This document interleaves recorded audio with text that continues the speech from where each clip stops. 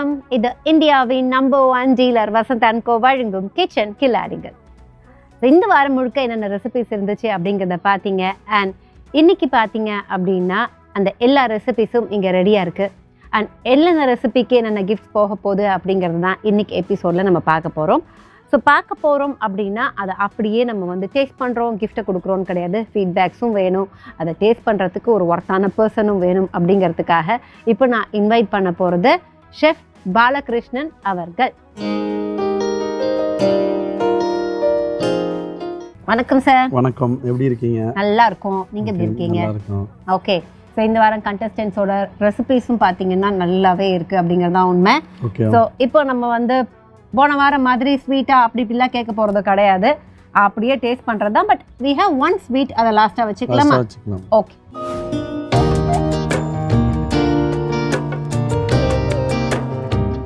So ஃபலாஃபலுக்கு என்ன பண்ணணும்னா, நம்ம ப்ரீவியஸாகவே பண்ண வேண்டிய வேலைகள் இருக்குங்க. ஓவர் நைட் உங்களால் சோக் பண்ண முடியும், சென்னாவனா சோக் பண்ணி வச்சுட்டு வேக வைக்கணும். வேக வச்சுட்டு நம்ம கையால் அதை அமுக்கணும் அப்படின்னா நல்லா மசியணும். அப்படி ஒரு வேளை உங்களுக்கு ஓவர் நைட் சோக் பண்ண முடியல அப்படின்னா 2லேருந்து 3 மணி நேரம் சோக் பண்ணிவிட்டு 8லேருந்து 10 விசில் விட்டீங்க அப்படின்னா நம்ம அப்படி மசிச்சோம் அப்படின்னா அது மசிஞ்சிடும். ஸோ சென்னா வெந்ததுக்கு அப்புறம் அதை என்ன பண்ணுறோம்னா ஆற வச்சு கொஞ்சம் நஞ்சம் இருந்த தண்ணியும் எடுத்துட்டு அதை மிக்சியில் பிளெண்ட் பண்ணுறதுக்கு முன்னாடி அது கூட எல்லா இன்க்ரீடியண்ட்டும் ஆட் பண்ணணும். என்னென்ன இன்க்ரீடியண்ட் ஆட் பண்ணுறோம் அப்படின்னு பார்த்தீங்கன்னா, வெங்காயம், தேவையான அளவுக்கு பச்சை மிளகாய், புதினா, அதுக்கப்புறம் வெள்ளை எள்ளு, கொத்தமல்லி அண்ட் பவுடர்ஸ் என்னென்ன ஆட் பண்ணோம் அப்படின்னா மல்லித்தூள், அதுக்கப்புறம் ஜீரகத்தூள், மிளகாய்த்தூள், கொஞ்சம் இஞ்சி பூண்டு விழுது அண்ட் லைட்டாக கரம் மசாலா, பெப்பர் தூள், இது எல்லாத்தையுமே ஆட் பண்ணிவிட்டு அண்ட் நல்லா கொஞ்சம் கூட தண்ணி விடாமல் கெட்டியாக பிளெண்ட் பண்ணிக்கணும். கெட்டியாக பிளெண்ட் பண்ணி வந்ததுக்கப்புறம் நம்ம ஆப்ப சோடா தேவையான அளவுக்கு ஆட் பண்ணிவிட்டு அதை நல்லா தட்டி, எப்படி தட்டணுங்கிறத பார்த்தீங்க, வடையும் இல்லாமல் ஒரு கட்லெட்டும் இல்லாத மாதிரி ஒரு ஷேப்பில் ரெடி பண்ணிவிட்டு அதை ஆயில் நல்லா ஹீட் ஆனதும் டீப் ஃப்ரை பண்ணி எடுக்கணும். டீப் ஃப்ரை பண்ணி எடுத்ததுக்கப்புறம் நம்ம டிப்புக்கு என்ன பண்ணியிருந்தோம்னா, ஆல்ரெடி வேக வச்ச சென்னால பேலன்ஸ் வச்சுருந்தோம். அந்த சென்னா கூட என்னென்ன ஆட் பண்ணோம் அப்படின்னா ஆலிவ் ஆயில், கருப்பு உப்பு, தயிர், அதுக்கப்புறம் பூண்டு, இது எல்லாத்தையுமே நல்லா ஃபைனாக பிளெண்ட் பண்ணிங்க அப்படின்னா உங்களுக்கு ஒரு டிப் கிடச்சிடும். ஸோ அந்த டிப்பை இதுக்கு சைட் டிஷ்ஷாக வச்சுட்டிங்க அப்படின்னா ஃபலாஃபல் அண்ட் அதுக்கான dip is ready. Falafel actually it's a snack variety. Okay, அதுக்கு நம்ம நியூட்ரிஷியஸாக இருக்கும். ஏதோ ஒன்று கடையிலேருந்து வாங்கி சாப்பிடாம வீட்டில் உள்ள இருக்கிற திங்ஸை வச்சு ப்ரிப்பேர் பண்ண வேண்டிய ஒரு விஷயம் அது. அதுக்கு நம்ம இந்த டிப்ஸ் எல்லாம் நம்ம தொட்டுக்கிறதுக்கு சாஸ் அந்த மாதிரிலாம் யூஸ் பண்ணோம். அதுக்கு டிப்பு ஹம்மஸ்ன்ற ஒரு பேரில் பண்ணியிருக்கேன். அது அந்த சென்னா சிக் பீஸை வச்சே பண்ணியிருக்கேன். ஓகே. ஸோ அதோட அது ஆப்டாக இருக்கும். எப்படி பண்ணீங்க இது ஆக்சுவலாக ஃபலாஃபல்? அந்த சென்னா சோக் பண்ணிவிட்டு குக் பண்ணிட்டோம் சார். குக் பண்ணிவிட்டு அதோட வெள்ளை எள்ளு, ஆனியன், க்ரீன் சில்லி, கொரியாண்டர், கொத்தமல்லி, இது பொடியில் இஞ்சி பூண்டும் போட்டிருக்கேன். அதில் பொடியில் சில்லி பவுடர், ஜீரா பவுடர், ஜீரக பவுடர், அப்புறம் பெப்பர் கொஞ்சோண்டு, சால்ட்டு, இதெல்லாம் போட்டு பிளெண்ட் பண்ணி அந்த பேட்டிஸ் மாதிரி தட்டி ஷாலோ ஃப்ரை பண்ணிட்டேன். ஓகே, நான் டேஸ்ட் பார்த்துறேன்.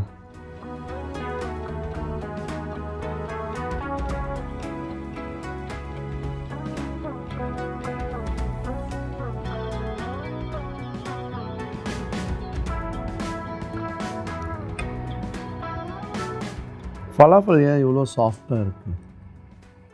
நீங்கள் சாப்பிட்ருக்கீங்களா ஃபலாஃபல்? சாப்பிட்ருக்கோம். இவ்வளோ சாஃப்டாக தான் இருக்குமா? இவ்வளோ சாஃப்டாக இருக்காது, கொஞ்சம் இதுவாக இருக்கும்.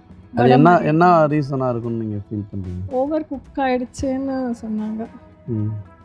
ஆக்சுவலாக சோக் பண்ணதும் கம்மி, மைட் பி அதால் நிறையா சோக் பண்ணது கம்மியாக இருந்தால் உங்களுக்கு இந்த சாஃப்ட்டும் வராது. சோக் பண்ண டைம் கம்மியாக இருக்குன்னா பண்ணிட்டு நிறைய நேரம் குக் பண்ண விசில் வச்சோம். ஓகே சார் என்ன சொல்கிறாருன்னா, அந்த டைம் கம்மியாக இருக்குன்னா இவ்வளோ சாஃப்ட் வராது, மேபி அது ஓவராக சாஃப்ட் ஆகிடுச்சு, அப்போ வேற என்ன இன்க்ரீடியன்ஸ் மிக்ஸ் பண்ணீங்க இதுக்கு?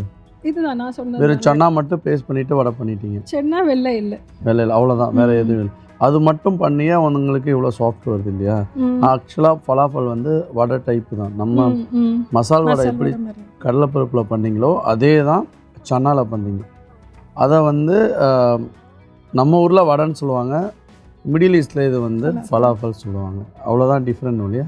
பட் இன்க்ரீடியன்ஸ் தான் டிஃப்ரெண்ட், பட் பதம் எல்லாமே ஒரே மாதிரி இருக்கும். சம் மிஸ்டேக் என்னங்கிறத நான் அப்புறமா ஃபீட்பேக்கில் நாங்கள். ஓகே, ஓகே, ஸோ இப்போ சார் நமக்காக நெக்ஸ்ட் இருக்கிறது ஒரே நான்வெஜ். ஒரு ஸ்வீட் சொன்ன நான்வெஜ் ஒரு ஹைலைட்டாக இருக்குது. ஓகே, எறா பிரியாணி பார்த்துடலாமா?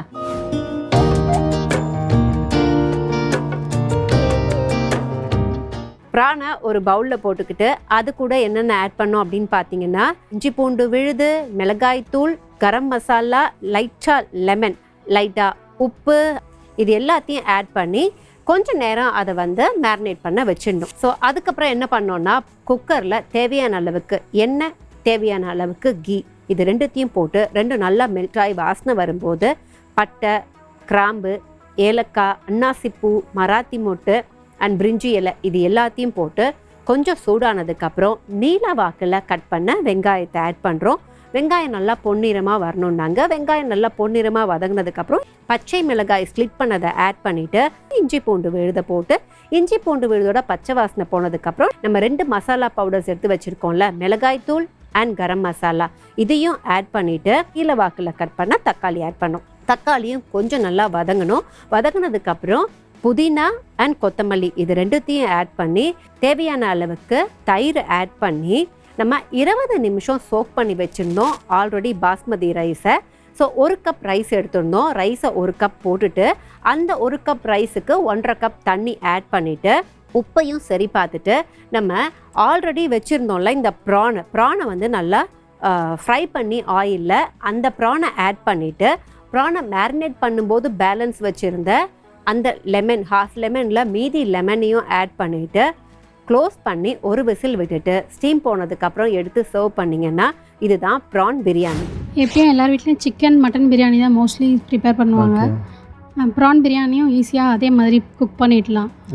அதனால இன்னைக்கு ப்ரான் பிரியாணி பண்ணி. ப்ரான் பிரியாணியில் என்ன வித்தியாசம் ஏதாவது பண்ணியிருக்கீங்களா இல்லை நார்மலாக? ப்ரானை ஃப்ரை பண்ணிவிட்டு போட்டிருக்கேன், கொஞ்சம் டேஸ்ட் எக்ஸ்ட்ரா நிறைய ஆட் பண்ணுறதுக்காக. ப்ரானை வந்து தனியாக ஃப்ரை பண்ணியிருக்கேன். Ginger garlic paste, salt and chilli powder போட்டு ஃப்ரை பண்ணிவிட்டு அதில் ஆட் பண்ணியிருக்கேன். பிரியாணியில் ஆட் பண்ணியிருக்கேன். பிரியாணி தம் போடும் போதே ப்ரான் போட்டிங்களா இல்லை தம் போட்டு ப்ரானை மிக்ஸ் பண்ணிங்களா? லாஸ்ட்டாக போட்டேன் சார் பிரியாணி. அதான் தம் போடுறதுக்கு முன்னாடி போட்டிங்களா? ஆமாம் சார், தம் போட்டதுக்கு முன்னாடி ப்ரான் போட்டு தம் பண்ணியிருக்கீங்க. க்ளோஸ் பண்ணியாச்சு. சரி.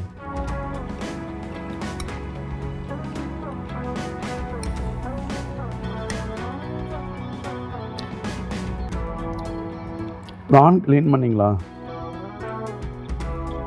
சார்? நான் க்ளீன் பண்ணல. அதுக்கு தான் கேட்டேன். உங்களுக்கு அந்த ஆப்ஷன் நான் கொடுத்தேன். பிகாஸ் இந்த வார்த்தை வரும்ன்ற. அவங்க பண்ணட்டுமா நீங்களே பண்ணிக்கிறீங்களா, அப்புறம் குத்த சொல்லக்கூடாதுன்னா நீங்கள் என்ன சொன்னீங்க? அவங்களே பண்ணட்டும் நீங்கள். ஏன்னா ப்ரான் வந்து உள்ள இருக்கிறது எப்பயும் அந்த டஸ்ட்டை ரிமூவ் பண்ணணும், இல்லைன்னா அது ஃபுட் பாய்சன் ஆகிடும். அதனால தான் நான் ப்ரான் டேஸ்ட் பார்க்கல. சரிங்களா? நான் பிரியாணி மட்டும் டேஸ்ட் பார்த்துட்டேன். ஓகே. ப்ரான் டேஸ்ட் பார்க்கறதுக்கு ரீசன் அதுதான். சரிங்களா?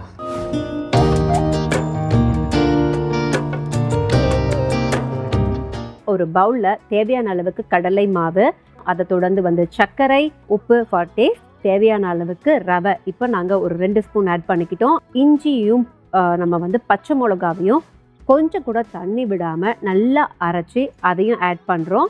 அண்ட் ஈனோ சும்மா வந்து அந்த ஃப்ளஃபினஸ் கொஞ்சம் அதை ரெகுலேட் பண்ணும் அப்படிங்கிறதுக்காக அதையும் ஆட் பண்ணிவிட்டு தண்ணி ஆட் பண்ணி அண்ட் கூடவே பார்த்தீங்க அப்படின்னா கலருக்காக கொஞ்சம் டர்மரிக், அதுக்கப்புறம் ஒரு பேட்டரை எந்த அளவுக்கு நம்ம கரெக்டாக ரெடி பண்ணோம் அப்படிங்கிறத பார்த்தீங்க. ஸோ அந்த பேட்டரை என்ன பண்ணுறோம் அப்படின்னா ஒரு கேக் பேஸ் மாதிரி ஒரு ட்ரே வச்சு அதில் வேக வச்சிங்க அப்படின்னா அது நல்லா வெந்துருச்சுன்னா கேக்கோட பேஸ் மாதிரியே வெளியில் வரும். ஸோ வெளியில் வந்ததுக்கப்புறம் நம்ம ஒரு பேன்லேயோ இல்லை கடாயிலையோ தேவையான அளவுக்கு எண்ணெய் விட்டு எண்ணெய் நல்லா காஞ்சதுக்கப்புறம் கடுகு போட்டு கடுகை தொடர்ந்து ஸ்ப்ளிட் பண்ண பச்சை மிளகாவை போடணும். பச்சை மிளகாய் கொஞ்சம் கலர் சேஞ்ச் ஆனதுக்கப்புறம் தேவையான அளவுக்கு தண்ணி விட்டு நம்ம இப்போ ரெடி பண்ண இந்த டோக்லாக்கு நம்ம வந்து ஒரு 2 ஸ்பூன் சர்க்கரை ஆட் பண்ணோம். 2 ஸ்பூன் சர்க்கரை கரைஞ்ச உடனே அதை அப்படியே டோக்லாவில் ஆட் பண்ணிவிட்டு கொத்தமல்லி தூவி இறக்குனீங்க அப்படின்னா வேலை ஓவர். டோக்லா வந்து ஒரு குஜராத்தி டிஷ், நார்த் இந்தியன்ல ரொம்ப ஃபேமஸ். இது நிறைய வெரைட்டிஸ் ஃபங்க்ஷன்ல இது எல்லாமே இருக்கு. எந்த ஒரு ஃபங்க்ஷன் ஆமா டோக்லா எல்லாமே இருக்கு. இப்போ வந்து இங்கேயும் வந்து நிறைய ஸ்வீட் ஸ்டால்லாம் கிடைக்கிறது. அது நம்ம வெளியில வாங்குறத விட ஹைஜீனிக்கா நம்ம வீட்லயே பண்ணலாமே அப்படின்னு சொல்லிட்டு ட்ரை பண்ணேன். எனக்கு பொறுத்த வரைக்கும் நல்லா வந்திருக்கு. நீங்க தான் சொல்லணும். கண்டிப்பா. ஏன்னா நம்ம செய்கிற டிஷ் எல்லாமே நமக்கு நல்லா கண்டிப்பாக இருக்கும். அப்படி நம்ம நினச்சாதான் சாப்பிட்றவங்களுக்கு நல்லா இருக்குங்கிற ஃபீலோடு நம்ம கொடுக்க முடியும். அதனால் பாசிட்டிவாக நம்ம செய்யும் போதே நல்லா இருக்குது அந்த பாசிட்டிவாக கொண்டு போகும்போது ஆட்டோமேட்டிக்காக அது நல்லாவே வந்துடும். நான் டேஸ்ட் பார்த்தேன்.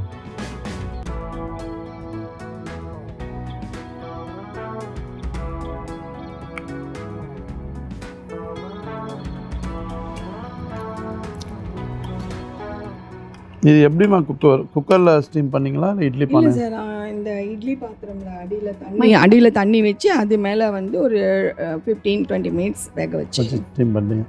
மிக்சிங் வந்து என்ன பண்ணீங்க? மிக்சிங் வந்து கடலை மாவு, அப்புறம் வந்து ரவை, சுகர், ஆயில், கொஞ்சம் லெமன், அப்புறம் பச்சை மிளகாய், இஞ்சி வந்து தண்ணி விடாமல் ஒரு இது மாதிரி அரைச்சி போடுறது, அந்த மாதிரிலாம் போட்டு ஈனோ சால்ட்டு போட்டு நல்லா இது பண்ணி பேக் பண்ணி சூப்பர்.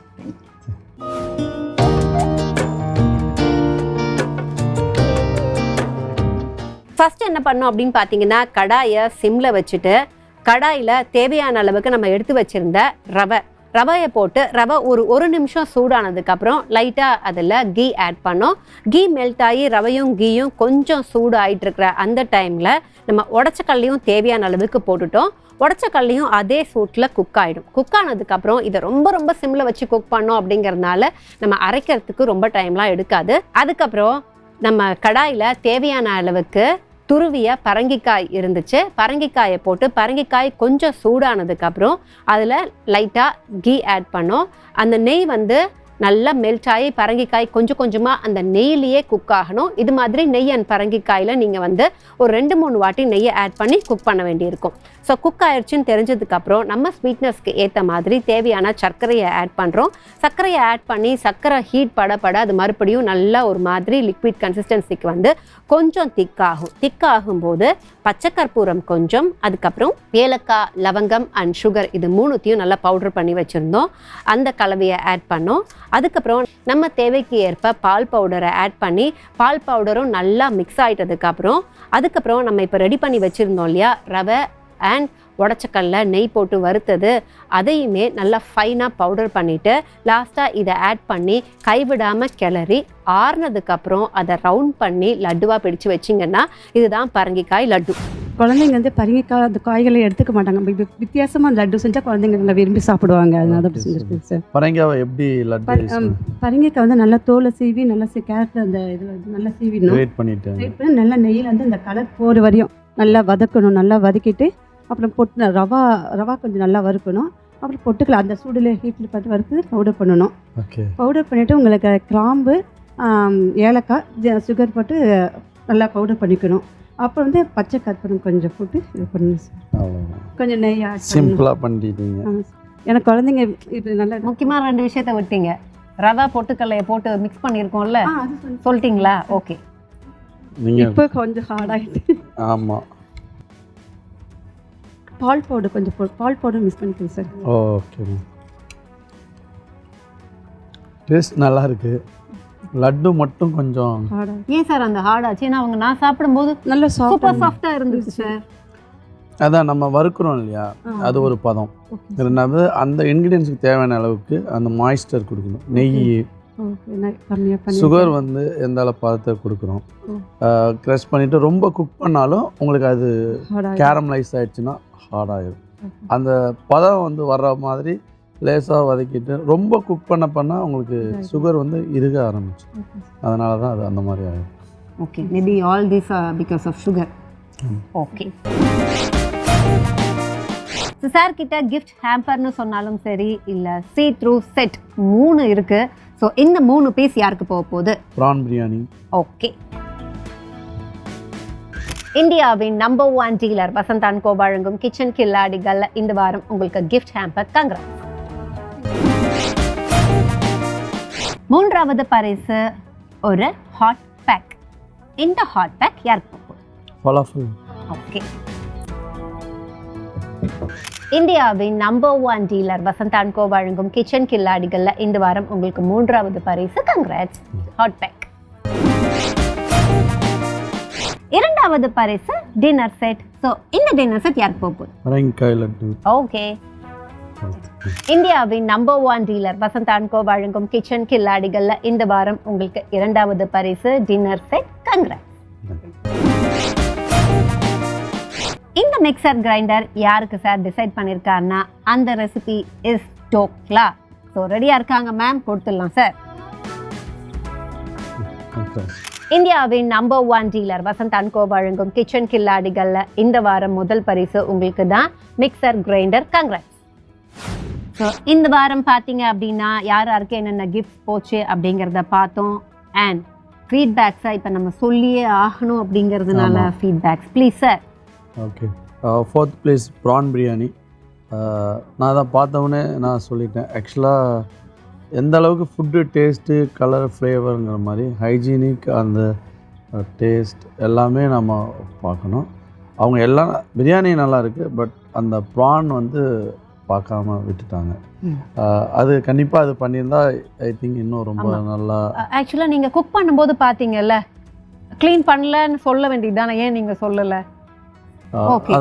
அதான் ஒரு காரணம். ஓகே, ஏன்னா அப்பவும் ஒரு ஆப்ஷன் இருந்தது நமக்கு, அதையும் நம்ம விட்டுட்டோங்கிறத தான் கேட்டேன். Okay fine. அடுத்து ஃபலாஃபல். ஃபலாஃபல் வந்து ப்ராப்பர் ஃபலாஃபலாக இல்லை.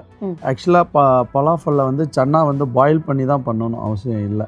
ஏன்னா அதை சோக் பண்ணிவிட்டு கிரைண்ட் பண்ணிவிட்டு திரும்ப ஆயிலில் ஃப்ரை பண்ண தான் போகிறோம். சன்னாவை ராவாகவும் சாப்பிட்லாம். சரிங்களா? அது வடை தான் ஐ திங்க் சொன்னால் ஃபலாஃபல்ங்கிறது மிடில் ஈஸ்டோட வடை தான். நம்ம ஊர் வடையை ஃபலாஃபல்னு சொல்கிறாங்க. அப்போ அதை சோக் பண்ணிவிட்டு க்ரஷ் பண்ணிவிட்டு நீங்கள் குக் பண்ணாலே அந்த க்ரன்ச்சினஸ் வந்துடும். இது எப்படி இருக்குன்னா, நம்ம கலூட்டி கபாப் பண்ணால் எப்படி இருக்கும் அந்த அந்த பதம் எல்லாம். ஒரு கட்லெட்டு க்ரன்ச்சியாக இருக்கும். அதுவே தவால போட்ட அந்த டேஸ்ட் தான் இருக்கும் இல்லையா, அந்த ஃபலாஃபலோட டேஸ்ட்டு. நாங்கள் வேணால் இப்போ சென்னா கட்லெட்னு பேரை மாற்றிக்கலாமா சார்? கிஃப்ட்ஸை வேறு கொடுத்துட்டோமா? அப்போ ஓகே, ஒன்றும் பண்ண முடியாது, நீங்கள் ப்ரொசீட். ஏன்னா அது கொஞ்சம் கேர்ஃபுல்லாக பண்ணணும் எப்படியுமே. ஏன்னா நம்ம ஊர் ஃபுட்டு வந்து மசாலாஸ் மாற்றிட்டு எதாவது மேஜிக் பண்ணலாம். பட் அதர் குசைன் வந்து ரொம்ப கேர்ஃபுல்லாக பண்ணும்போதே அதை நல்லா நம்ம ரீடு எடுத்துகிட்டு கரெக்டாக பண்ணால் மட்டும்தான் அது வரும். ஒரு வாட்டிக்கு 4 வாட்டி பண்ணும்போது அதோட, ஏன்னா அது நம்மளோட ஒரிஜின் கிடையாது. அதனால தான் அந்த மிஸ்டேக் வந்துருக்கு. ஓகே, லட்டு வந்து அவங்க லட்டு நல்லா பண்ணியிருக்காங்க, டேஸ்ட் அதெல்லாம். கார்டு வந்து ஓகே, ஆனால் அந்த பரங்கிக்காங்கும் போது அதோட கண்டன் அதிகமாக இருக்கணும். லட்டில் மாவோட கண்டன் இருக்குது இல்லையா, பரங்கிக்காவோட கண்டன் ரொம்ப கம்மியாக இருக்குது. பூந்தி லட்டுனா பூந்தி இருக்கணும், ரவா லட்டுனா ரவா இருக்கணும், பூசணிக்காய்னா பூசணிக்காய் அதோட கண்டன் கம்மியாக இருக்குது. ரெண்டாவது கொஞ்சம் ஹார்டாக இருக்குது. அது வந்து மேஜிக். சம்டைம் அது இட்ஸ் நாட் இஷ்யூ, பட் அந்த மெயின் இன்க்ரீடியன்ஸும் அதில் கம்மியாக. அட்லீஸ்ட் பால் பவுடரை ஸ்கிப் பண்ணியிருந்தாவா அது கொஞ்சம் நஞ்ச வாசனை பரங்கிக்காயிலேருந்து வந்திருக்கும். அதுதான் நீங்கள் சாப்பிட்டு பார்த்துருந்தீங்கன்னா தெரியும். ஸ்வீட்டுனா வெறும் ஸ்வீட்டை மட்டும் வச்சு நம்ம வந்து ஜட்ஜ் பண்ண முடியாது. அதுக்கான என்ன இன்க்ரீடியன்ஸ், அது எதுக்காக யூஸ் பண்ணிட்டோங்கிறது கண்டிப்பாக நம்ம எக்ஸ்பிளைன் பண்ணணும். அந்த ஃபீலோடு தான் அது பரங்கிக்காய் லட்டுன்னு அந்த ஃபீலோடு தான் சாப்பிடும்போது ஸ்வீட் இருக்கும். ஆனால் பரங்கிக்காய் இல்லாத போது ஸ்வீட்டுக்காக மட்டும் நம்ம சொல்ல முடியும். அதுதான் அந்த மிஸ்டேக்கு. டோக்லா அம்மா எக்ஸ்பீரியன்ஸுக்கு நம்ம போட்டி போட முடியாது. பட் ரொம்பவே நல்லா இருந்துச்சு. அதுக்காக நம்ம ஸ்பைஸ் கொடுத்துரு. கரெக்ட். ஸோ ஆமாம், சார் சொன்ன மாதிரி வந்து எக்ஸ்பீரியன்ஸ் அப்படிங்கிறது ஏஜ் வச்சு ஒன்று கண்டிப்பாக வயதுக்கு மரியாதை கொடுக்கணும். அதுக்கேற்ற அந்த ஃபுட்டு ப்ரெசன்டேஷனும் நமக்கு டேலண்ட்டுக்கும் இருக்கும், அவங்களோட பேஷனுக்கும் மரியாதை கொடுக்கணும். ஸோ நீங்கள்லாம் வரது எங்கள் ஷோக்கு நிஜமாவே ரொம்ப பெரிய சந்தோஷம். அஃப்கோர்ஸ் எல்லாருமே நல்லா பண்ணாங்க, எல்லாருமே ஈக்குவல் ரெஸ்பெக்ட் தான். குக்கிங்கிறது வந்து நாட் ஈஸி. கண்டிப்பாக எல்லாரையும் சாட்டிஸ்ஃபைட் பண்ணும். வீட்டில் 4 பேர் இருக்காங்கன்னா குழந்தைங்களுக்கும் ஹஸ்பண்டு தாத்தா பாட்டி பாமா எல்லாரையும் சாட்டிஸ்ஃபைங்க இட்ஸ் நாட் ஈஸி. யாராவது ஒருத்தர் ஏதாவது உப்பு காரம் அந்த மாதிரி ஒன்று அப்படி இருந்து இவங்க பண்ணது எல்லாமே நல்லா இருந்துச்சு. சின்ன சின்ன விஷயங்கள் கவனக்குறைவு, கொஞ்சம் கேர்ஃபுல்லாக பண்ணணும். அதனால தான் வந்து அது மிஸ் ஆகுதே தவிர நம்ம பண்ணுறது கரெக்டுன்னு நினச்சி பண்ணுவோம். பட் கேமரா வீட்டில் பண்ணும்போது ஒரு மாதிரி தூக்கி போட்டுடலாம். பட் இங்கே வந்து அந்த மாதிரி நம்ம பண்ண முடியும். அதுதான் ரீசனே ஒழிய. பட் ஃபீவர் எல்லாம் வீட்டில் நம்ம எப்படி நம்ம சமைக்கிறோம் ஜாலியாக, அதே மாதிரி பண்ணாவே ஆட்டோமேட்டிக்காக நல்லாவே வந்துடும். அதே மாதிரி கேஷுவலாக குக் பண்ணால் நீங்கள் எங்கே கிஃப்ட்டை கொடுக்குறீங்க? அது குறை இது குறைன்னு சொல்கிறீங்க. பார்த்து பண்ணதுலேயே குறை வருது, இதில் கேஷுவலாக வேறு குக் பண்ணுமா? அதாவது இங்கே ஒரு வாட்டி நீங்கள் சமைக்கல, இதுக்கு முன்னாடி டெய்லி வீட்டில் சமைக்கிற விஷயத்தை தான் இங்கே பண்ணுறீங்க. அப்போ வந்து கேஷுவலாக பண்ணலாம் இல்லையா? அதில் வந்து தடுமாற்றம் இல்லாமல் பண்ணாலே போதும். அதுதான் நான் சொல்கிறேன் நான். ஓகே. அண்ட் எதுக்கு நான் மேமை மட்டும் குறிப்பிட்டு சொன்னேன் அப்படின்னா, எனக்கு இங்கே நம்ம வந்து டெய்லி ஒரு கண்டஸ்டண்ட்டை பார்க்குறோம். அண்ட் நமக்கு ஒரு வருஷம் ஃபுல்லாக பார்த்தீங்கன்னா கிட்டத்தட்ட ஒரு 665 முகங்களை நம்ம பார்க்குறோம் அப்படின்னு எடுத்துக்கிட்டோம் அப்படின்னா ஞாபகம் இல்லை. பட் லாஸ்ட் டைம் அவங்க என்ன சொன்னாங்க அப்படின்னா, என்னால் நிற்க முடியல, நீ ப்ராப்ளம் அப்படி இருந்து சமைச்சிருக்காங்க. இந்த வாட்டி she said I undergone surgery, இப்போ நிற்க முடியும். ஸோ அந்த ஒரு ஆஸ்பெக்ட், பிகாஸ் இதில் வந்து ஒன்றும் அவங்க பண்ண போகிறது, பட் அவங்களோட பேஷன் இருக்குல்ல, தட் கீப்ஸ் அஸ் கோயிங் அப்படிங்கிறதுக்காக தான் நான் அதை சொல்ல வந்தேன். ஸோ அதுக்காக தான்மா. Thank you so much. ஸோ நீங்கள் எல்லாருமே இந்த வாரம் ஹாப்பியாக இருந்திருப்பீங்கன்னு நம்புகிறேன். ஒருவேளை ஒரு சில கிஃப்ட்ஸ் வரல அப்படின்னா don't worry, you have enough time. மறுபடியும் வரலாம். இந்த இன்னைக்கு பண்ண இந்த தப்பெல்லாம் கரெக்ட் பண்ணிவிட்டு மறுபடியும் குக் பண்ணலாம். ஸோ அதனால் கான்டெஸ்ட் கண்டிப்பாக நடந்துகிட்டே இருக்கும். உங்களுக்கு இன்னொரு டே கண்டிப்பாக உங்களோட டேவாக இருக்கும் அப்படிங்கிறத சொல்லிட்டு கிளம்பிக்கலாமா ஷெஃப்?